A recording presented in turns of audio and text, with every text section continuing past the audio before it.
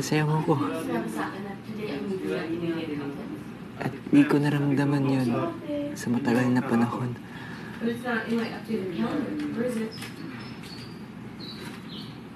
Kim, I like you. This is the old calendar. Tell Mom and Dad that we're running late and we'll be there at 10:30 instead. No, we can't be late. Call the driver, we're leaving. Hindi ka sila Mom and Dad? Sama Mike? ko ate. They're just here for the meeting. Ang gulo They're going dito. back on the road right after. Besides, ano naman ang gagawin mo dun? Mas mabuti ba, focus on what you have to do here. Because, you know, this staycation thing you're talking about, I don't know mga existing projects for that. Sige na, Kim. I don't think change is really necessary. Look at what I did go. It says, see? Sorry, ate, but please check my kapatid so I can see if I'm doing it right. I've been working on the side list. I'm so sorry, Erin, but I don't have to go. Just making a good okay? Remember, you're going to be running our up-and-coming hotel. Hindi siya madali.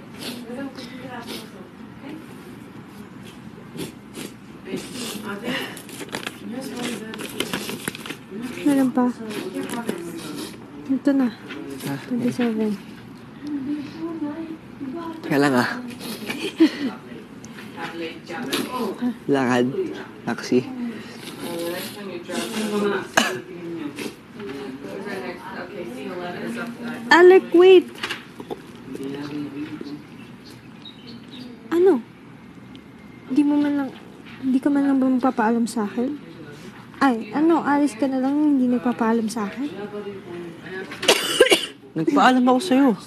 Hindi mo man lang ba hihintayin yung sagot ko sa sinabi mo sa akin kagabi? Para saan pa? Binabalikan ka na niya, oh. Tinanong mo ba ako kung gusto ko siyang balikan? Oo.